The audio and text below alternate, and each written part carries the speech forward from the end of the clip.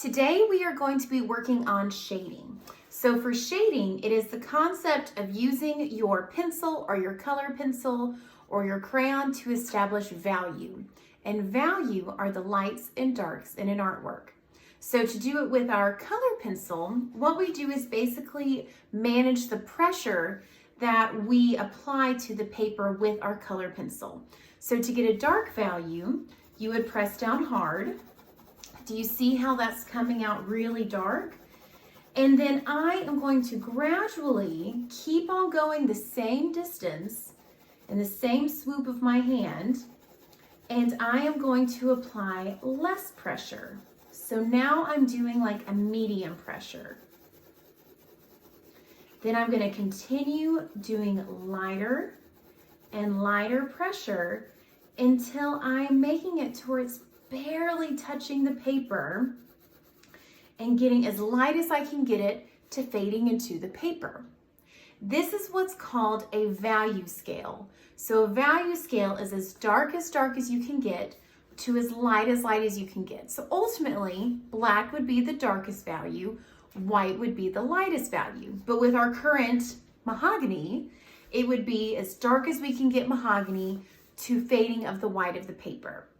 So let's try this again, but have it more contained.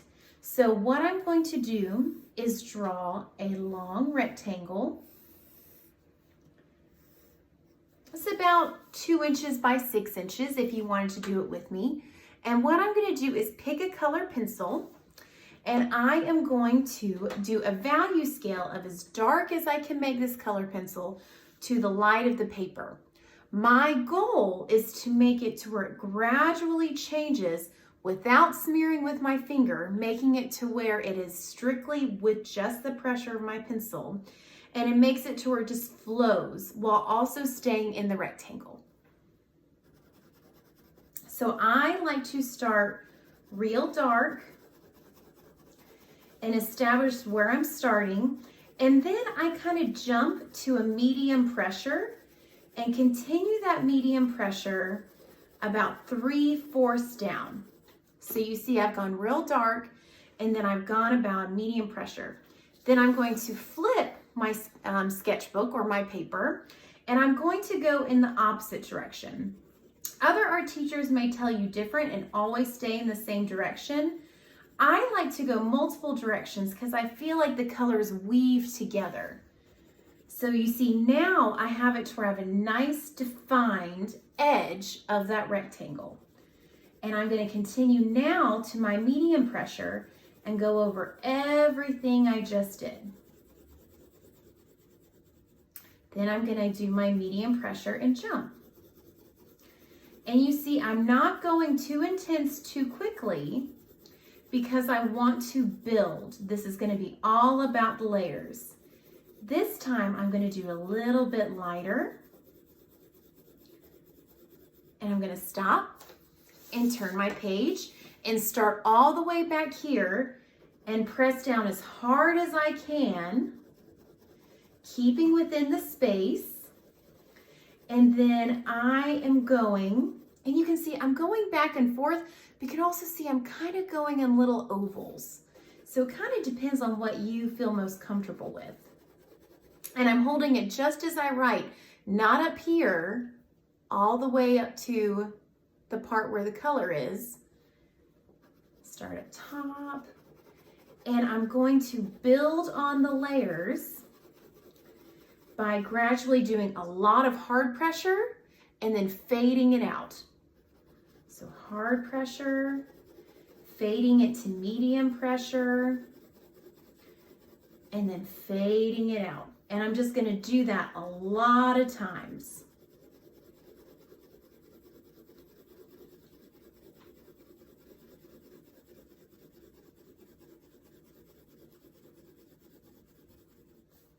I'm going to turn it, and this again fills in my little gaps.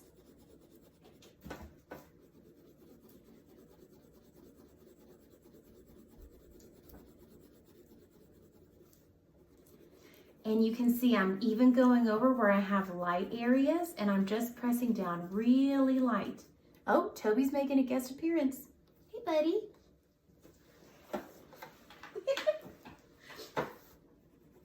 Back to shading. And you can see I'm pressing down real light because towards the end, we want to have it as light as we can get it fading into the paper. So I'm going to go all the way back and go over it again, pressing down really hard. Got Toby hair on it. Pressing medium. And then fading to as light as I can get it. And there we go. Now here we have a very loose value scale. Here we have a very structured value scale. Normally in class we do them in the rectangles because if you can learn to control it in the rectangle, then you can really do it in any shape. Now let's talk about how we want to establish it, let's say in an organic shape. So an organic shape is any kind of free form shape. Bloop. And what I'm going to do here is I'm going to make it dark values on the outside and light values on the inside. So how I suggest shading an organic shape is continuing the direction that you have drawn the edges to start off with. So I'm going to kind of do it round because it is more round.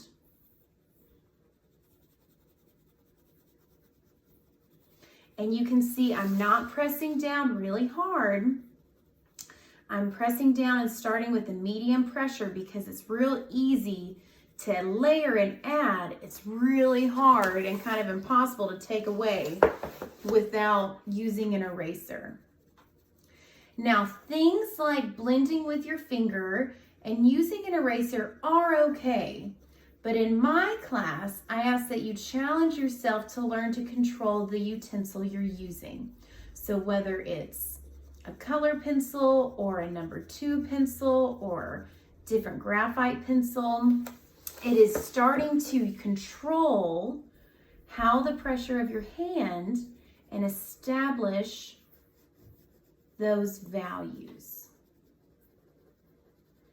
So I'm pressing now, I'm getting to where I'm pressing down harder, and I'm going to start going inside my shape. So I am going to do kind of bigger, still keeping those rounded shapes.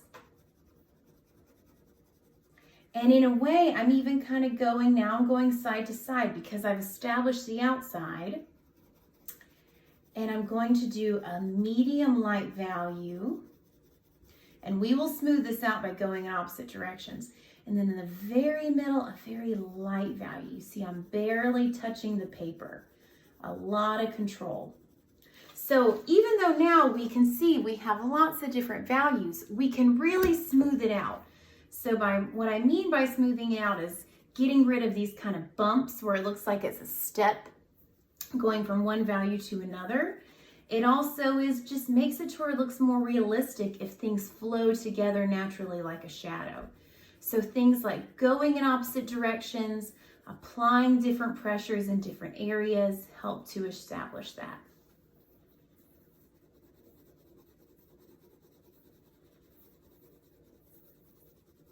I'd like to give a shout out to Miss West, who was my art teacher growing up. She was all about the shading, and I hope I do her proud.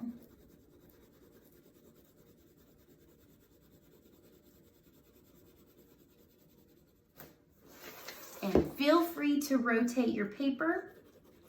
And because I'm a righty, I don't have as much issues with smearing on my hand. And if you're a lefty, not to call you out, but typically you do have that smearing. So I would even just put like a Post-it or another sheet of paper under your hand and place it there, and it helps you not to drag the color pencils around. Now, do you see by going over it and doing it layers, it really smooths it out? Now, what happens if we pop and blend in another color? So that what we've been using was just plain blue. So why don't we get a cerulean and add that in there and really start blending the colors? Now the colors are blending because you're going on top of each other. So that dark blue underneath is always going to overpower, but the cerulean on top is going to look really nice blending. I am doing a dark to medium, hard medium pressure on the edge, and then I'm quickly like pressing down hard and quickly lightening it up as soon as I get towards the center. If I ever have like a little oopsie where I press down too hard, you can just make it up by shading everything but that around it, or just kind of, letting it be or using an eraser.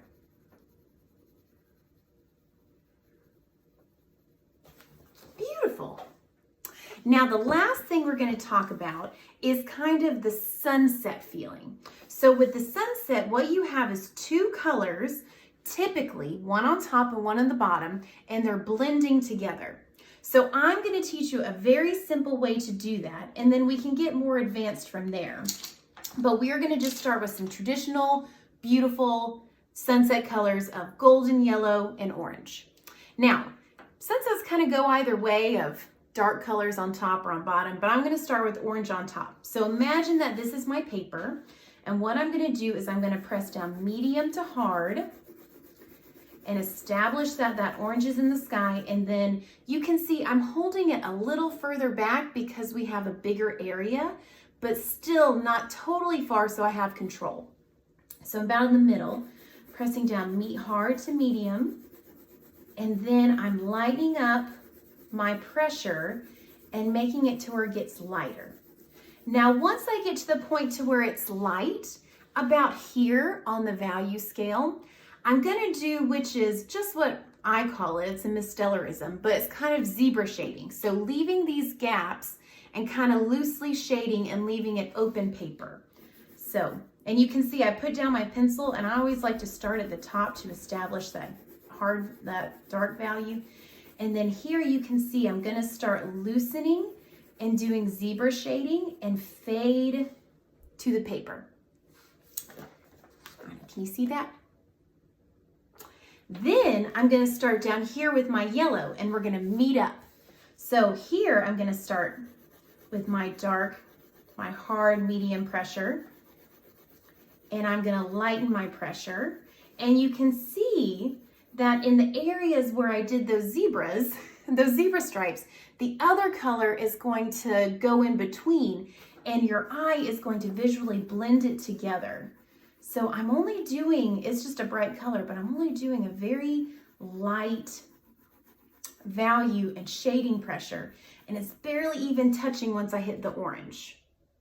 So now let's go back to our orange, press down hard, and this time you don't have to do the zebras. You're just going to do a blanket, medium light fade as far as you want to go into that yellow.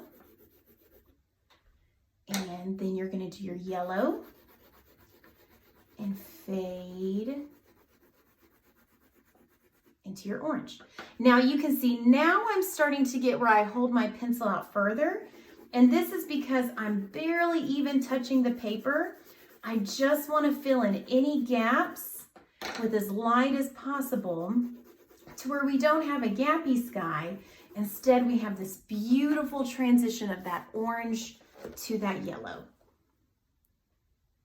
Beautiful. Now, if you have any other questions, let me know, but here is our basics. I hope you enjoyed.